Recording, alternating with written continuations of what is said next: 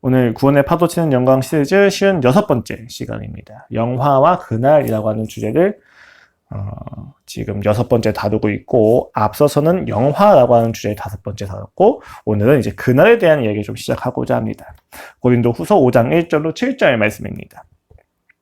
하늘에 있는 영원한 집이라는 제목으로 고린도 후서 5장 1절로 7절 말씀을 함께 살펴보도록 하겠습니다. 모두 찾으셨으면 함께 봉독하여 올려드리도록 하겠습니다. 시작. 만일 땅에 있는 우리의 장막집이 무너지면 하나님께서 지으신 집 곧 손으로 지은 것이 아니요 하늘에 있는 영원한 집이 우리에게 있는 줄 아느니라. 참으로 우리가 여기 있어 탄식하며 하늘로부터 오는 우리 처소로 덧입기를 간절히 사모하노라. 이렇게 입음은 우리가 벗은 자들로 발견되지 않으려 함이다. 참으로 이 장막에 있는 우리가 짐진 것 같이 탄식하는 것은 벗고자 함이 아니요 오히려 덧입고자 함이니 죽을 것이 생명에 삼킨 바 되게 하려 함이다. 곧 이것을 우리에게 이루게 하시고 보증으로 성령을 우리에게 주신 이는 하나님이시니라. 그러므로 우리가 항상 담대하여 몸으로 있을 때에는 주와 따로 있는 줄을 아노니 이는 우리가 믿음으로 행하고 보는 것으로 행하지 아니함이로다. 아멘. 그날에 대한 이야기에서 첫 번째 저희가 다룰 주제는 중간 상태라고 하는 개념입니다. 굉장히 많은 사람들이 좀 난처해하는, 그리고 좀 장난을 많이 치는 부분인데 조금 다룰 필요가 있을 것 같아요. 예수님께서 십자가에 못 박히실 때 양옆에 두 강도가 있었습니다. 그리고 각각 같이 죽어가고 있었죠. 그들은 자신과 함께 죽어가는 예수님을 보고 조롱했다라고 이야기되어집니다. 신이라 칭송받았지만, 왕으로 기대받았지만, 메시아로 사람들을 이끌었지만 자신들과 똑같은 처지에 놓인 그 예수 그리스도를 그 두 강도는 처음에 모두 함께 조롱하고 있었다고 이야기되어지고 있습니다. 한 강도는 죽음이 가까이 올수록 그를 더욱더 조롱을 했고, 누가복음 23장에서는 그 조롱을 이와 같이 기록합니다. 달린 행악자 중 하나는 비방하여 이르되 네가 그리스도가 아니냐 너와 우리를 구원하라 하되. 근데 한 강도는 조금 달랐습니다. 그의 죽음이 다른 이들과는 다르다고 하는 사실을 깨달았습니다. 그는 이와 같이 예수님께 이야기합니다. 하나는 그 사람을 꾸짖어 이르되 네가 동일한 정죄를 받고서도 하나님을 두려워하지 아니하느냐. 우리는 우리가 행한 일에 상당한 보응을 받는 것이니 이에 당연하거니와 이 사람이 행한 것은 옳지 않은 것이 없느니라 하고 이르되 예수여 당신의 나라에 임하실 때에 나를 기억하소서 하니. 그러자 예수님께서 조롱하는 이에게는 침묵을 지키시고 자신에게 기억을 구하는 이에게 다음과 같이 대답하십니다. 예수께서 이르시되 내가 진실로 너에게 이르노니 오늘 네가 나와 함께 낙원에 있으리라 하십니다. 많은 사람들이 이 기록을 가지고 마지막 날에 죽기 직전에 우리가 예수 그리스도를 고백하면 천국 갈 수 있지 않겠느냐라고 이야기하면서 세상과 천국이라고 하는 것을 양립할 수 있는 것처럼 이야기하는 경우는 종종 있지만, 사실 이것은 죽음의 목전에서 끔찍한 고통 가운데서도 강도가 해내는 고백이 가볍지 않다는 사실을 잘 모르기 때문입니다. 어찌되었든지 간에 여기서 저희가 주목할 것은 예수님의 대답이 이상하다는 것입니다. 그에게 분명 말합니다. 오늘 네가 나와 함께 낙원에 있을 것이다. 그런데 성경의 다른 구절에서는 믿는 자들이 죽었을 경우에 어떻게 표현하냐면 잔다라고 표현합니다. 그러면 믿는 자들이 죽고 부활이 임하기까지 영혼은 썩어지고 영혼이 살아남은 그 상태에서 어디로 가냐라고 하는 부분에 대해서 우리가 굉장히 많은 의견들이 있습니다. 성경이 이를 잔다라고도 이야기하고, 혹은 낙원에 있을 것이다, 혹은 음부에 있을 것이다 라고 이야기를 하는데, 이러한 모든 중간에 있는 그 영혼의 행방에 대해서 묻는 주제를 저희가 중간 상태라고 이야기를 합니다. 죽고 나서 부활이 임하기까지의 그 어간에서 우리의 영혼이 어디에 있느냐라고 하는 질문에 대한 대답입니다. 사람의 죽음 이후에 예수 그리스도의 부활이 오기까지의 과정에서 인간 영혼이 처할 상태, 이 부분에 대해서 우리가 지금 찾아보고 있습니다. 사실 근데 성경에서는 많은 정보를 이야기하지는 않고 있어요. 그렇게 많은 이들이 이 중간 상태를 가지고 장난을 칩니다. 가장 유명한 왜곡이 있다면 연옥이라고 하는 교리가 있겠지요. 이들은 죽을 때 완전한 자의 영혼은 즉시 천국에 가고, 불완전한, 그러니까 오염이 된, 혹은 선을 행하는 데 있어서 좀 많이 부족한 선을 행하거나 좀 많은 악을 행한 상태의 영혼은 연옥에 들어간다고 이야기합니다. 그리고 그들은 그 연옥에서 끝을 알 수 없는 시간 동안 정화의 시간을 가진다라고 이야기를 하고자 합니다. 그리고 가톨릭은 이것을 가지고 살아있는 친구나 친척의 기도나 선행 미사라고 하는 것을 통해서 그 기간이 단축될 수 있다고 이야기합니다. 그러니까 내 영혼이 죽고 나서 완전하지 못했기 때문에 연옥에 간 상태에서 200만 년의 정화 기간을 겪어야 되는데 저의 친구나 가족이나 친척들이 저를 위해서 기도하고 선행을 하게 되면 혹은 헌금을 많이 하게 되면 제가 200만 년 동안 정화되어야 될 시간이 2년으로 줄어들 수도 있다는 이야기입니다. 이런 내용의 근거는 마카비 이서라고 하는 외경에서 이제 기록이 되어 있는 것을 기초로 하고 있습니다. 셀루크즈 왕조의 지배 아래서 헬라 문명화가 진행되고 있는 중에서 이제 유대교를 핍박한 시대가 있었는데 이때 유대교의 한 사람인 마카비라고 하는 사람이 일어나서 독립운동을 벌이죠. 그 독립운동을 보내면서 굉장히 많은 사람들이 죽었잖아요. 그렇게 많은 사람이 죽은 상태에서 마카비가 죽은 이들을 위해서 속죄 기도를 합니다. 이들이 우상 숭배하다 죽었으니까 그들의 죄를 사하여 주시옵소서라고. 그 부분이 마카비 2세에 기록이 되어 있는데 카톨릭은 이것을 가지고 죽은 자를 위한 기도가 가능하다라고 이야기를 하면서 연옥에 있는 자들을 위해서 우리가 충분히 기도할 수 있다라고 이야기를 합니다. 그 외에도 유아 림보라든지 지체 장애인들을 위한 림보라든지 굉장히 많은 부분들에 대해서 이제 교리를 확장시키곤 합니다. 가톨릭은 이렇게 연옥에 있는 자들의 정화를 위해서 속세에 있는 자들이 할 수 있는 바가 있다라고 이야기를 합니다. 굉장히 매력적이죠. 자신이 사랑하던 자가 죽어서 연옥에서 괴로움을 당하고 있다라고 하는 그 생각이 이 사무학은 얼마나 많은 동기부여를 해줄 수 있겠습니까?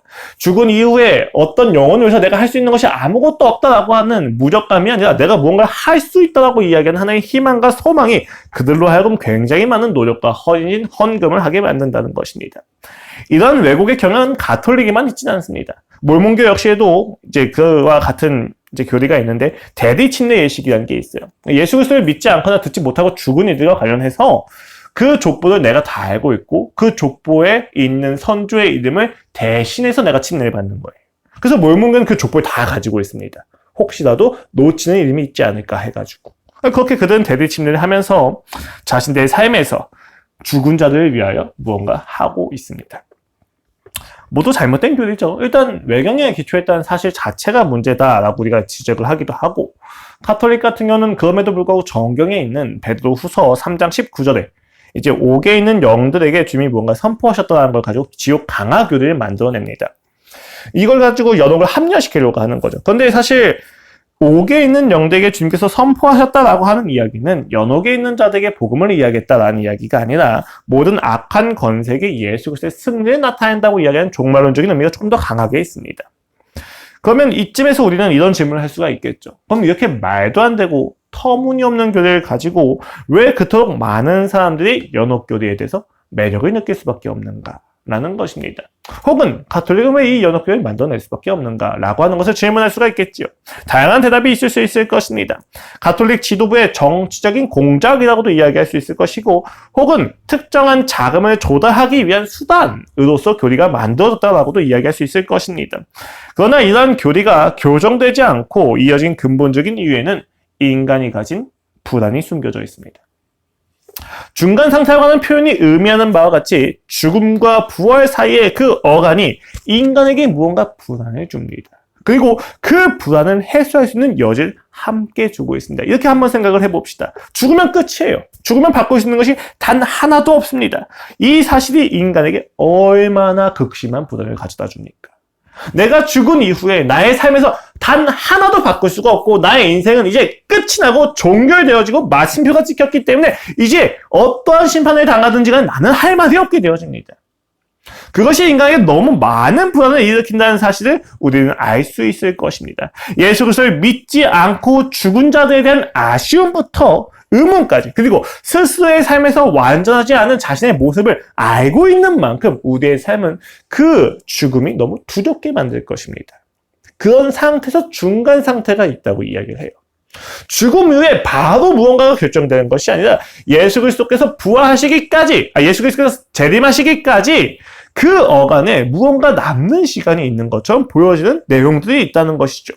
그 안에서 사람들은 나름의 소망을 가집니다. 그렇다면 그 중간 상태 우리가 무언가를 해서 내가 이 지상의 삶에서 이루지 못한 것을 해낼 수 있지 않을까라고 생각하는 것이죠. 카톨릭도 그렇잖아요. 완전한 자는 죽으면 천국에 간대요. 이 얘기는 완전에 이르도록 카톨릭이 권면을 하는데 완전에 이르지 못하는 사람들이 있다는 이야기잖아요. 그럼 이렇게 한번 생각을 해봅시다. 도대체 죽어서 바로 천국을 갈 수 있는 완전한 자는 몇 명이나 될까요? 많지 않을 거예요.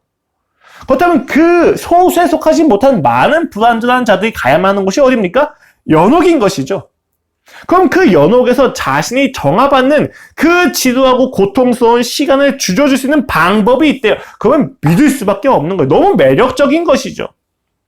그들은 이것을 소망으로 합리화시켜버린 것입니다. 편리하죠. 죽은 이후에 바뀔 수 없는 영역이 있는데 누군가가 대리해서 책임을 져줄 수 있다는 것입니다. 자신이 연옥을 간다 하더라도 후손이나 친구 중 몇몇이 기도해주거나 헌금을 해주면 됩니다. 너무 편리하고 너무 행복한 교리입니다. 그러나 무엇이 문제입니까? 만약 그 교리가 맞다 할지라도 인간의 불안은 해소되지 않는다는 것이 문제입니다. 기도해줄 사람이 없으면 어떻게 합니까? 라는 질문이 그들로 하여금 불순한 동기를 가진 친절을 행하게 하죠. 자신들의 삶에서 예수 그리스도의 사랑에 감화받아서 나오는 감격과 함께 흘러나오는 충만한 동기의 선행이 아니라 자신을 위해서 기도해줄 누군가를 만들어내기 위한 친절을 그들은 살아낼 수밖에 없다는 것입니다. 여러분 그것이 행복해 보이십니까? 아니면 내가 어느 날 도움을 받을 수 있다라고 하는 막연한 기대를 위해서 오늘의 내가 하고 싶은 대로 살지 않고 내가 만들어낸 나를 살아내야만 하는 억압으로 보이십니까? 이것은 개신교에서 이야기하는 성화의 삶은 전혀 다른 인생입니다. 이건 억압이고 강압이죠. 폭력입니다. 그러나 개신교가 이야기하는 성화의 삶이란 참아라가 아닙니다. 오히려 뭐라고 이야기합니까? 죽으라고 얘기하죠. 보다 강한 표현이에요. 그럼에도 불구하고 그것이 우리에게 폭력이 되지 않는 이유는 무엇입니까? 죽음을 감수할 정도까지 그가 너무 좋기 때문이에요. 죽음을 감수하기까지 그가 나를 사랑하셨다는 사실에 내게 감격이 되기 때문이에요. 이것이 다른 거거든요. 그런데 가톨릭은 그것이 같은 선상의 선행인 것처럼 포장하고 이야기합니다. 그리고 선행을 끊임없이 강요하는 것이죠. 해결되지 않습니다. 그러한 불안 앞에 서 있는 우리에게 바울은 고린도 후서를 통해서 하나의 메시지를 던집니다. 그리고 그 메시지 안에 무한한 위로가 있습니다. 여러분 바울이 2차 전도 여행 중에 고린도를 1년 6개월 동안 거치면서 두렵고 떨림으로 세운 뒤 떠나게 됩니다.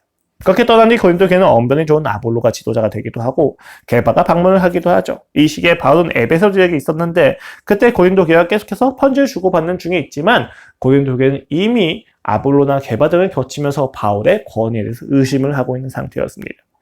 그러던 중 고린도 교회에 부도덕한 성 문제가 발생이 되고 그 사실을 알게 되어서 바울이 서신으로 답을 했는데 그 서신에 대한 답장이 도착하기 전에 그가 고린도 교회에 방문할 수 있는 일이 생깁니다. 그것이 글로바라고 하는 글로의 집안 사람들을 통해서 전해진 교회가 갈라서졌다라고 하는 부분에 대한 이야기입니다. 그래서 바울이 편지를 하나 보내는데 그것이 바로 고린도 전서입니다.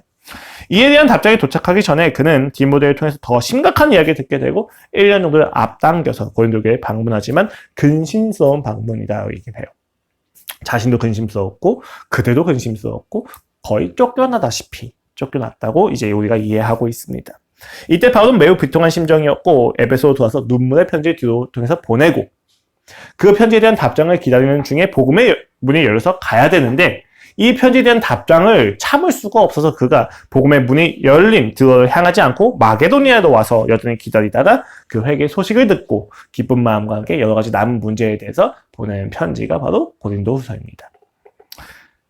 그는 그 고린도후서를 쓰면서 자신이 바로 방문하지 않은 이유를 2장 13절까지 기록을 하고 2장 14절부터 7장 4절까지 새 언약을 가지고 있는 사람들의 사역이 어떠한지, 얼마나 탁월하고 얼마나 영광스러운지에 대해서 옛 언약과 비교하면서 설명을 하고 있습니다. 그리고 오늘 5장은 그 중간적인 이 시대에서, 그러니까 새 언약을 가지고 있는 신자가 중간기인 이 시대에서 어떻게 살아내야만 하는지에 대해서 이야기를 하는 부분이에요.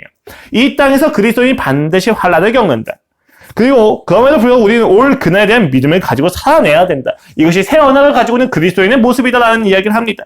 이 믿음을 가진 채 환난 속에서 어떻게 살아내야만 하는지에 대해서 이야기를 하는 본문이 오늘 본문이고 그 탄식 속에서 그가 확신을 가지고 이야기하는 것이 바로 우리의 소망입니다. 그래서 오늘 본문에서 1절은 어떻게 진행이 되어 있냐 하면 왜냐하면으로 시작을 해요. 이제 한글 개역개정 보면 왜냐하면 생략이 되어 있는데 앞에는 왜냐하면이라는 접속사가 정확히 있습니다. 그래서 오늘 본문은 왜냐하면 우리가 알기 때문이다 라고 해석을 해야만 합니다. 그렇다면 앞서서 주장하는 바가 있기 때문에 왜냐하면이라고 하는 이유가 첨가되는 것이잖아요. 주장이 있으니까 이유가 제시되는 것이기 때문입니다. 그럼 앞선 주장이 무엇이냐? 4장 16절입니다. 16절에서 이렇게 이야기를 하고 있어요. 그러므로 우리가 낙심하지 아니하노니 라고 이야기합니다. 낙심하지 않는데요. 환란이 임하고 사방으로 우겨쌈을 당하고 박해를 받고 예수 그리스도의 죽음을 몸에 짊어진다 할지라도 우리가 낙심하지 않노니 라고 4장 16절이 이야기합니다. 그는 낙심하지 않습니다. 그렇다면 그 이유가 무엇입니까? 그 이유가 본문에서 이어지는 내용인데 우리의 겉삼은 낡아지나 우리의 속삼은 날로 새로워지는도다. 우리가 잠시 받는 환난에 경한 것이 지극히 크고 영원한 영광에 중한 것을 우리에게 이루게 하매니 우리가 주목하는 것은 보이는 것이 아니요 보이지 않는 것이니 보이는 것은 잠깐이요 보이지 않는 것은 영원합니다 라고 이야기합니다. 우리가 받는 환난은 잠깐이지만 우리가 이내 누리게 될 그 영원한 영광은 영원하기 때문에 우리는 결코 이 땅에서 낙심하지 않는다라고 이야기를 합니다. 그리고 나서 5장 1절에서 또 왜냐하면 이라고 진행이 되는 거예요. 이유를 설명하고 나서 또 왜냐하면을 썼다는 이야기는 점층적으로 그 이유를 보다 구체적으로 밝히고 있는 내용입니다. 그러므로 이렇게 보셔야 돼요. 우리가 환난 가운데도 낙심하지 않습니다. 왜냐하면 보이지 않는 영원한 영광을 바라보고 있기 때문이다. 그리고 또한 그 보이지 않는 영광이 무엇이냐라고 얘기를 한다면 하늘에 있는 영원한 집이다 라고 오늘 본문이 이야기하는 것입니다. 오늘 본문은 환란의 상황을 가정하고 있습니다. 이미와 아직 사이에 있는 시점을 전제로 해서 그는 이렇게 이야기합니다. 만일 땅에 있는 우리의 장막집이 무너지면 이게 무슨 표현입니까? 이 표현은 우리가 죽는다면 이라고 생각하시면 됩니다. 만일 이 땅에 있는 우리의 장막집이라는 게 우리의 육신을 가리킨다고 생각하시면 돼요. 우리가 만약에 죽는다면 부활이 있기 전에 우리가 죽는다면 어떻게 되느냐라고 이야기하는 거죠. 그러므로 이렇게 이어가시면 됩니다. 하나님께서 지으신 집 곧 손으로 지은 것이 아니요 하늘에 있는 영원한 집이라고 이야기를 하죠. 그 영원한 집이 우리에게 있는 줄로 아닙니다. 내가 이 땅에서 부활이 임하기 전에 예수 그리스도 재림하시기 전에 죽는다면 그럼에도 불구하고 나는 괜찮다. 낙심하지 않는다. 왜냐하면 이렇게 이어지는 거예요. 하나님께서 준비하신 하늘에 영원한 집이 있기 때문이다 라고 말입니다. 근데 이런 의문이 드는 것이죠. 제가 아까 그 중간 상태에 대한 이야기 드렸던 것처럼 부활의 몸이라고 하는 것은 예수님이 재림을 한 이후에 입는 것입니다. 그렇죠? 그렇다면 어떻게 우리가 예수님의 부활 전에 죽었는데 이미 그 몸을 입을 수 있느냐라는 거예요. 실제로 이 본문에 대한 매우 많은 해석이 있는데 부활체이냐 아니면 중간 상태에 무언가가 있느냐라고 하는 것이 굉장히 첨예하게 대립을 하고 있는 중이었습니다. 근데 이 부분에 대해서 존 칼빈이 이와 같이 주석을 서술했는데 그것이 정확하다고 여겨져요. 이와 같이 이야기합니다. 사후 영혼의 축복받은 상태가 이 집의 시작이라면 마지막 부활의 영광은 이 집의 절정이다 라고 이야기해요. 이게 무슨 말이냐면 하늘의 장막집이라고 하는 표현은 중간 상태를 의미하기도 하지만 동시에 부활체를 의미하기도 한다는 거예요. 기존의 주석이라고 하는 것은 중간 상태와 부활체라고 하는 양자택을 강요했는데 칼빈은 이 부분을 하나로 합칩니다. 죽은 상태에서 가는 중간 상태, 낙원이라고 하는 것은 결국 그 부활체의 시작이고 예수님이 재림하셔서 우리가 부활체를 입는 것은 그 부활의 끝이다라고 이야기하는 거예요. 그렇게 이것을 하나로 이어버립니다. 이거 맞는 표현인 것 같아요. 실제로 바울이 하늘에 있는 영원한 집이 우리에게 있다라고 여기 있다라고 이야기했을 때의 시제가 현재형입니다. 이것은 지금 이 표현이 단순히 즉시성, 죽자마자 가진다라고 하는 어떤 시간적인 순서에서의 즉시성을 이야기한다기보다는 영속성에 대한 강조의 표현이라고 봐야 됩니다. 우리에게 그 몸이 이미 있다라는 것이죠. 확실한 소망이나 실현될 내용이라고 하는 문맥을 고려한다면 더욱 적절해 보입니다. 이와 같은 사실은 중간 상태라고 하는 모호함 속에서 인간의 불안을 보완해줄 헛된 소망이 끼어들 장소가 전혀 없다는 것을 보여줍니다. 결국 중간 상태가 있다면 그 상태는 결국 영원한 상태의 시작일 거예요. 즉 우리에게 죽음 이외에 다른 변화는 있을 수 없다는 것입니다. 이 사실이 왜 고린도 교인들에게 위로와 위안이 될 수밖에 없었던 것일까? 간단하죠. 그들의 정체성이 그리스도인이기 때문입니다. 만약 이 사실이 교회가 아니라 불신자에게 기록되었다면 굉장히 다양한 해석이 나올 수 있었겠지만 이 사실은 너무 명백하게 고린도 교인들을 향하여서 쓰여졌습니다. 그리스도인으로서 이 본문을 받아들이고 있다는 것이죠. 그러면 우리는 모호한 죽음과 부활 사이에 그 상태를 단순한 중간 상태로 여기지 않습니다. 본문이 언급하는 이 상태는 하나님이 준비하신 영원한 집이다라고 생각을 하셔야만 하는 거예요. 그 영원한 집이 우리에게 주는 무한한 위로가 있다는 것입니다. 여러분, 집이라고 하는 표현이 와 닿으십니까? 이 땅은요, 잠시 머물고 갈 곳입니다. 우리의 나그네 인생을 살아가는 속에서 여행과 순례의 길을 걸으며 지치고 목이 마르고 포기하고 싶을 때가 항상 있습니다. 그러나 여러분, 기뻐하십시오. 우리의 순례길에는 끝이 있습니다. 돌아갈 집이 있습니다. 그 집은 단순한 집이 아닙니다. 영원한 하나님께서 준비하신 집인 것이죠. 본문은 이것을 이와 같이 더 전개해 나갑니다. 참으로 우리가 여기서 탄식하며 하늘로부터 오는 우리 처소 덧입기를 간절히 사모하노라. 본문은 이 집을 옷처럼 표현하고 있어요. 덧입기를 사모한다고 이야기하면서요. 즉 부활체를 의미하는 것인데 우린 이 땅에서 입은 이 육체로 만족하지 못합니다. 그래서 뭐라고 이야기해요? 우리가 여기 있어 탄식하며 라고 이야기합니다. 여러분, 이 몸이라고 하는 건요, 목마르고 배고프고 피로를 느낀다라고 하는 차원은 좀 넘어서요. 지금 본문에서 이야기하는 이 육체라고 하는 것은 주님을 벗어남으로 비롯된 수치와 불안과 두려움에 대한 이야기를 하고 있습니다. 우리가 이 땅에서 입고 있는 이 몸은요, 그 수치와 두려움을 벗어날 수 없는 한계 자체를 이야기해요. 그래서 3절에서는 이렇게 이야기해요. 이렇게 입음은 우리가 벗은 자들로 발견되지 않으려 합니다. 우리가 하늘의 몸을 바라고 그 몸을 덧입었다고 이야기하는 것은 벗은 자들로 발견되지 않으려고 합니다. 라고 얘기해요. 수치와 관련시켜서 이야기하는 것이죠. 4절 이하는 더 이렇게 표현하고 있어요. 참으로 이 장막에 있는 우리가 짐진 것 같이 탄식하는 것은 벗고자 함이 아니오 오히려 덧입고자 함이니 죽을 것이 생명에 삼킨 바 되게 하려 합니다. 되게 재밌는 표현이죠. 이 장막에 있는 우리가 짐진 것 같이 탄식하는 것. 이 몸을 입고 우리가 탄식하는 이유가 무엇입니까? 벗고자 함이 아니에요. 그러니까 여러분, 우리의 죽음은 단순히 육체에서 벗어나는 영지주의적인 이야기가 아닙니다. 덧입고자 함입니다. 무엇을요? 새로운 육체를. 근데 이 새로운 육체를 덧입는다는 것이 단순히 피도하지 않고 슬프지 않고 배고프지 않는 이런 것들에 대한 이야기를 더 넘어서서 어떻게 표현해요? 죽을 것이 생명에 삼킨 바 되게 하려 합니다. 그래서 생명에 대한 이야기를 합니다. 무슨 이야기입니까? 이미 죽은 이후의 이야기잖아요. 모든 육체가 믿든지 믿지 않든지 영원토록 살게 될 것입니다. 이런 그냥 육체적인 영속성에 대한 이야기가 아니라 하나님과의 관계에서 그 죽음이 생명에 삼킨 바 되어 영원토록 하나님과의 관계가 회복된다는 이야기를 하는 거예요. 우리가 그날의 생명이 삼킨 바 되면 벌거벗으면 수치와 두려움으로부터 구원을 받을 것입니다. 이 육체를 입는 이상 한계에서 벗어날 수가 없잖아요. 우리가 이 육체를 입고 있는 이상 우리 이 땅에서 끊임없이 비교하면서 하나님으로부터 벗어난 그 결과로서의 수치와 두려움을 매 순간 당면하고 살아가야만 한단 말이에요. 그런데 부활체를 입으면 그 수치와 두려움부터 구원받는다는 것입니다. 여러분, 부활체는 단순히 좋은 육체가 아니라 주님과 하나됨으로써 수치와 부담과 두려움이 없는 누림의 관계를 이야기하고 있습니다. 우리는 그날에 반드시 이룰 것입니다. 이 땅을 순례의 길로 살아가다 보면 집이 없는 것처럼 여겨질 때도 있습니다. 이 땅이 주는 즐거움이 전부인 것처럼 여겨질 때가 있습니다. 그럴 때면 순례의 길이 매우 어리석은 방황인 것처럼 여겨지기도 합니다.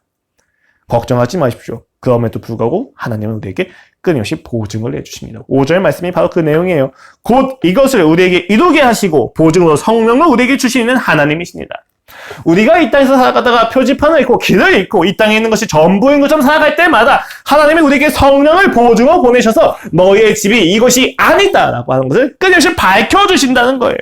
그리스도는 이 땅의 즐거움을 만족할 수가 없습니다. 말할 수 없는 탄식 소리가 끊임없이 들리면서 그 즐거움이 도리어 허무하고 공허하며 이상하게 여겨집니다. 이 땅의 즐거움을 탐하는 그 순간들마저도 이내 몰려오게 될 더 큰 공복이 두려워서 우리는 무언가를 찾아다닐 수밖에 없는 정체성을 가지고 있어요. 왜요? 성령님이 우리를 보증하시기 때문이에요. 너희는 이 땅에 속한 것이 아니요 하늘에 속한 것이다 라는 것을 그래서 보증하고 계시기 때문입니다. 그렇기 때문에 우리의 영혼은 끊임없이 이 땅이 아니라 하늘을 향하여 바라보게 되는 것입니다. 우리에게 필요한 것은 집입니다. 잠시 있을 장막의 차림새나 규모나 깨끗함에 너무 많은 가치를 두지 마십시오. 이 땅에서의 장막이 유용할 수 있습니다. 보다 규모가 크고 보다 휘황찬란하고 화려하기 때문에 많은 사람들에게 자랑할 수 있을지도 모르겠습니다. 그러나 이 장막은 결국 버려질 것입니다. 이 장막은 영원하지 않을 것입니다. 이 장막이 온전하지 않다고 하여서 우리가 마침내 쏟아야만 하는 모든 헌신과 예배를 이 장막에 바치면 안 됩니다. 우리는 이 장막이 어디까지나 버려질 것을 알고 영원토록 준비되어 있는 집을 향하여 떠나야만 합니다. 망한 지 10년이 지난 유원지나 공원 혹은 놀이터를 본 적이 있으십니까? 그 황폐함과 일시년스러움을 기억하십니까? 지금 우리가 입고 있는 처소가 바로 그와 같이 될 것입니다. 버려질 것이고 방치되어질 것이고 마지막에 그날의 불로 모두 사라질 것입니다. 여러분, 이 가치에 너무 많은 것을 두면 안 됩니다. 이 몸은 노쇠하고 질그던 향락은 잔향도 남기지 못한 채 사라지고야 말 것입니다. 오직 한 가지, 집에 도달하여 누릴 환대를 소망하셔야만 하며 이 몸의 가치는 그날이 오기까지에 내가 잠시 머무를 것으로서만 가치가 있는 것입니다. 물론 이렇게 이야기하면 방종을 작정하는 자들도 있습니다. 그래, 어차피 사라질 건데 내가 마음대로 쓰고 말지 뭐, 이런 식으로 말이죠. 그렇다면 이 땅의 삶을 마음대로 살겠다고 생각할 수 있겠지만 바울은 이 역시 알고 있기 때문에 9절 이하에서 이와 같이 이야기합니다. 그런즉 우리는 몸으로 있든지 떠나든지 주를 기쁘시게 하는 자가 되기를 힘쓰노라. 이는 우리가 다 반드시 그리스도의 심판대 앞에 나타나게 되어 각각 선악간에 그 몸을 행한 것을 따라 받으려 합니다. 바울은 그러한 방종을 용납하지 않습니다. 우리가 이 몸을 가지고 선악간에 행한 것을 반드시 심판받을 것입니다.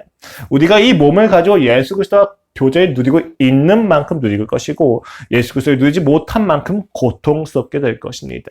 이 땅의 모든 가치들이 사라지게 될 때 내가 사라지는 가치들에 대해서 마음을 두고 있었다면 그 가치가 사라질 때 내가 두는 마음의 즐거움도 함께 사라질 것이기 때문에 반드시 고통스러울 것입니다.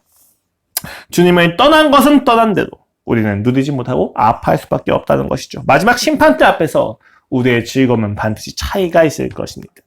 그렇게 우리는 이 땅에서도 주님을 기쁘시게 하는 자가 되라고 권면하는 것입니다.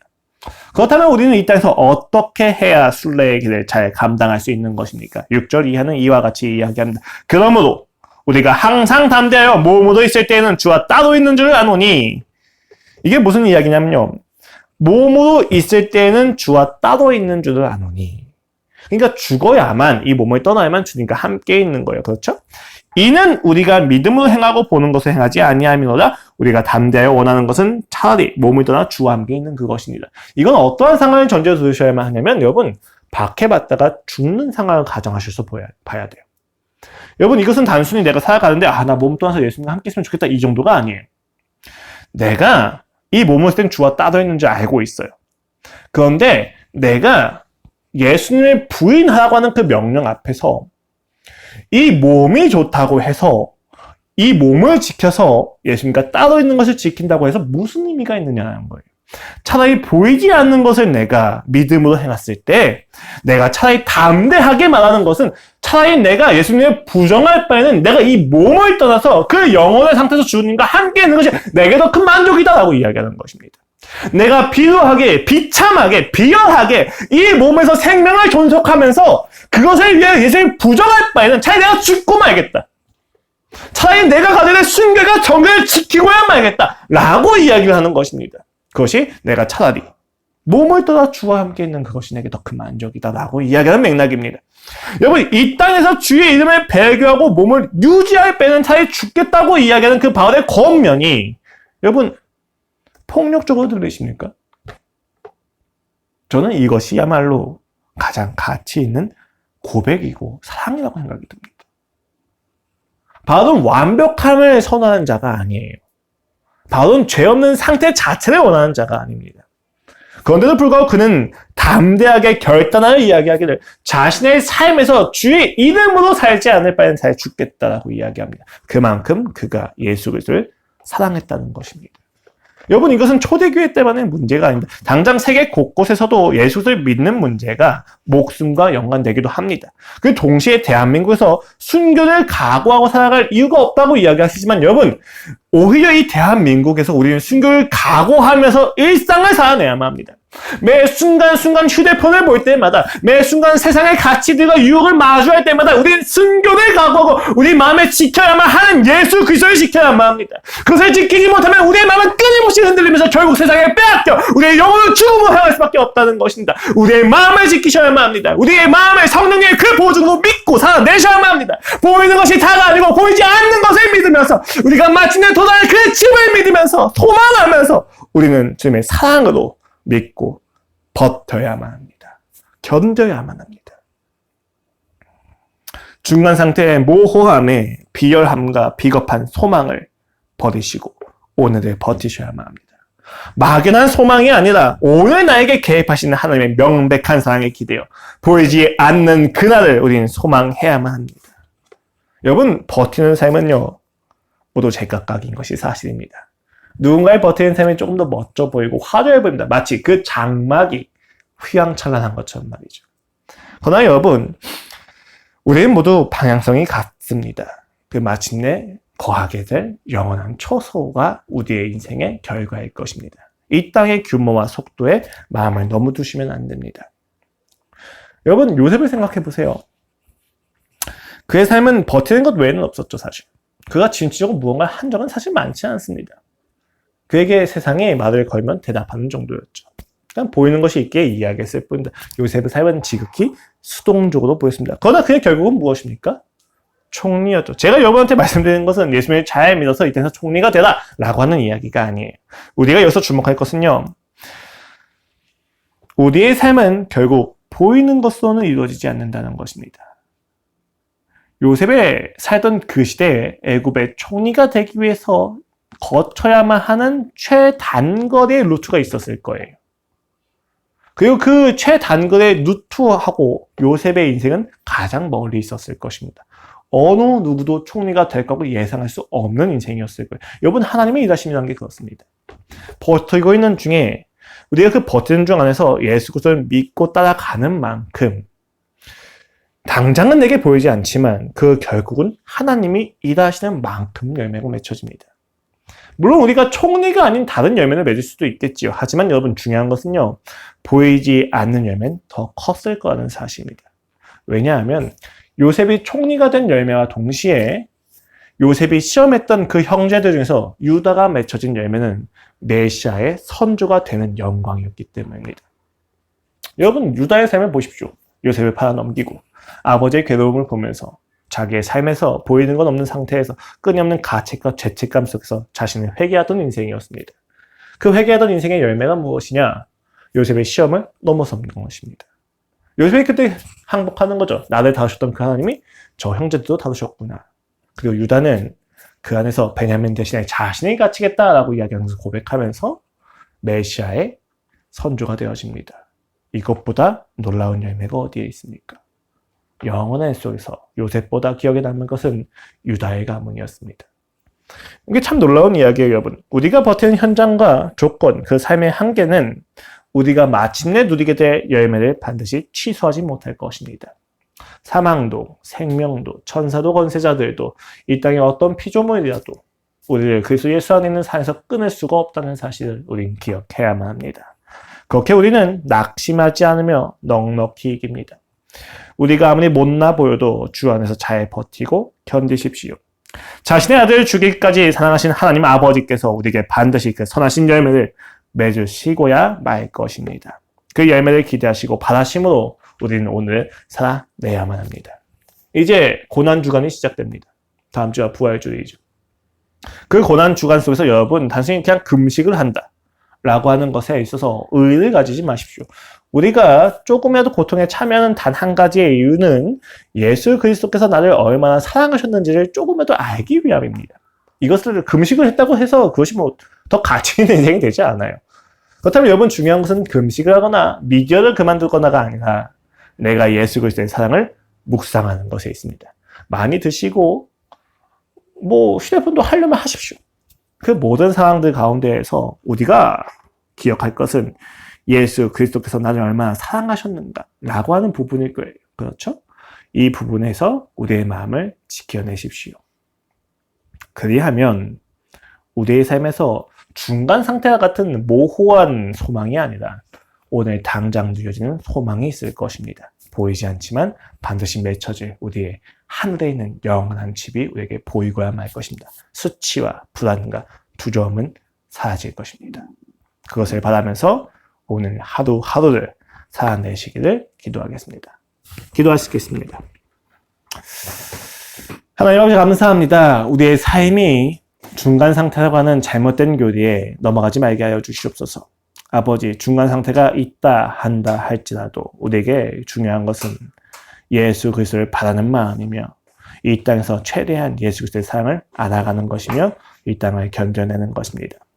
보이지 않는 것을 바라면서 살아가는 우리의 삶에서 아버지, 보이는 것이 대체되지 말게 하여 주시옵소서. 오직 예수 그리스도의 사랑이 우리로 하여금 오늘을 살아내게 하게 하시고 그 오늘의 삶이 예수 그리스도의 사랑과 은혜로 충만하게 도와주시옵소서. 아버지, 마침내 그날에는 우리가 불안과 두려움을 벗어내고야 말 것입니다. 그것은 영원한 시작이며 영원함의 끝일 것입니다. 아버지와의 관계가 오늘 회복되는 것에 집중하게 하시어 우리의 하루하루가 고난과 영광으로 가득 차게 하여 주시옵소서. 감사합니다. 예수 그리스도의 이름으로 기도드렸습니다. 아멘. 함께 예배 드리시고 찬양 나올 때 기도하시고 예배 마치겠습니다.